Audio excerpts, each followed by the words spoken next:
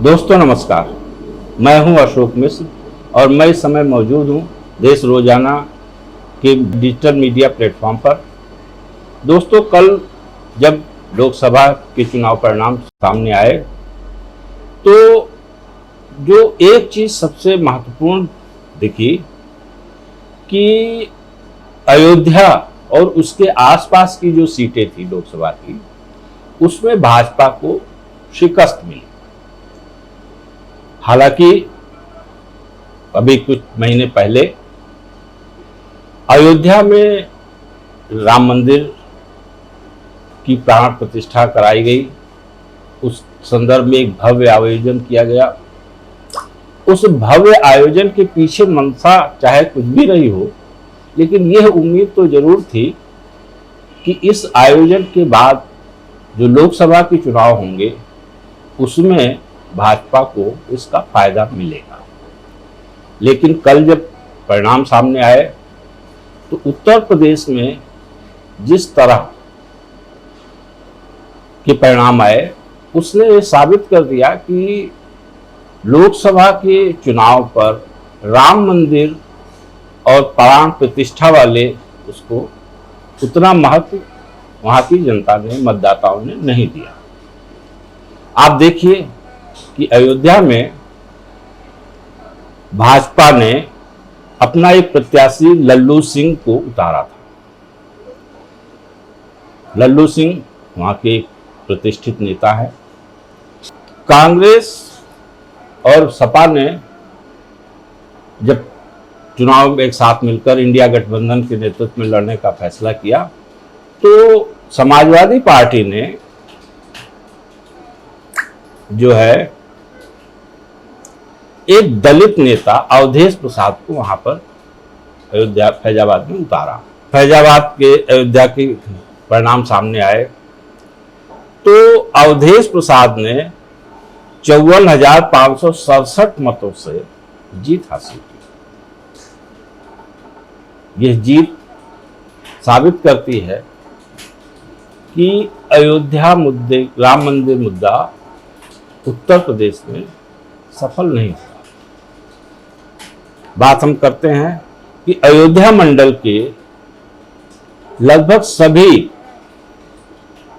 सीटों पर भाजपा को करारी हार का सामना करना पड़ा, जिसमें फैजाबाद तो है ही है, बाराबंकी, अंबेडकर नगर, सुल्तानपुर, अमेठी, बस्ती, श्रावस्ती, जौनपुर, बलिया, ये सब अयोध्या के लगभग 100 किलोमीटर के दायरे में आते हैं।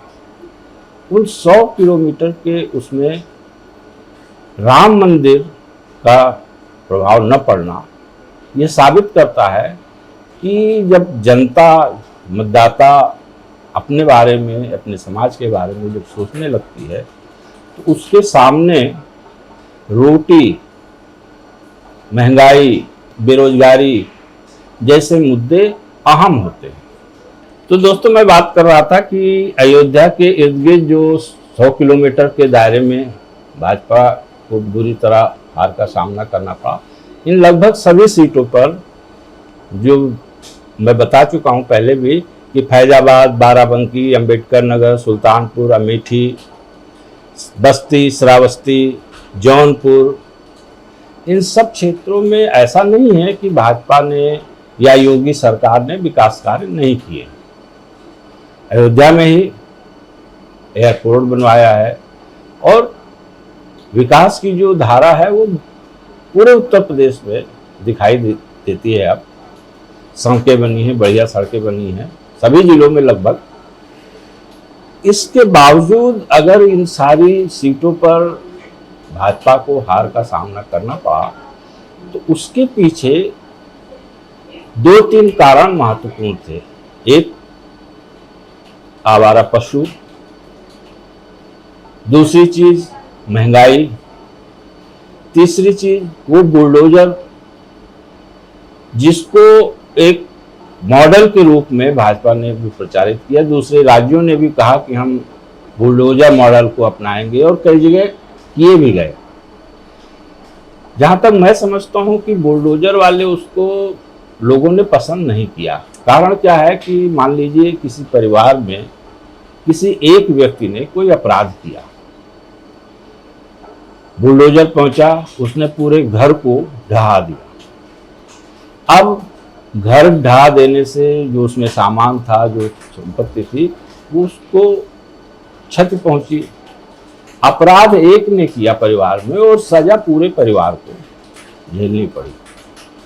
इस बात को वहाँ की जनता ने, उत्तर प्रदेश की जनता ने शायद पसंद नहीं किया। दूसरी चीज़ ये थी कि आरक्षण का मुद्दा भी इस बार गहराया रहा। इंडिया गठबंधन पूरे उत्तर प्रदेश में ये संदेश दे पाने में सफल रही कि अगर भाजपा सरकार आई तो वो संविधान बदल देगी, दलितों का आरक्षण, आदिवासियों का आरक्षण, ओबीसी का आरक्षण, इन सबको वो खत्म कर देगी। हालांकि भाजपा ने और देश के प्रधानमंत्री नरेंद्र मोदी जी ने इस बात को बड़ी प्रबलता से, बहुत जोर शोर से खंडन भी किया कि नहीं, भाजपा सरकार आएगी तो न संविधान बदलेगी न आरक्षण खत्म करेगी। प्रधानमंत्री मोदी ने तो यहाँ तक कहा कि अगर बाबा अम्बेडकर भी आ जाए तो वो भारत का संविधान नहीं बदल सकते। लेकिन शायद उत्तर प्रदेश की जनता ने इस बात पर विश्वास नहीं किया और इंडिया गठबंधन की बात पर उसने विश्वास किया। उसके साथ साथ उत्तर प्रदेश में बार बार परीक्षा के पेपर लीक होना भी एक मुद्दा है। इसके साथ साथ शिक्षा मित्र का मामला भी भाजपा के विपक्ष में गया, मतलब भाजपा को हराने में कहीं ना कहीं उसको योगदान है।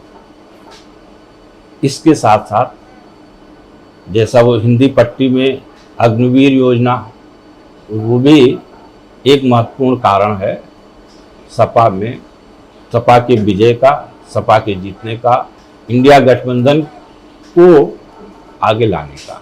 हमारे साथ जुड़े रहने के लिए देखते रहिए देश रोजाना का YouTube चैनल, सब्सक्राइब कीजिए।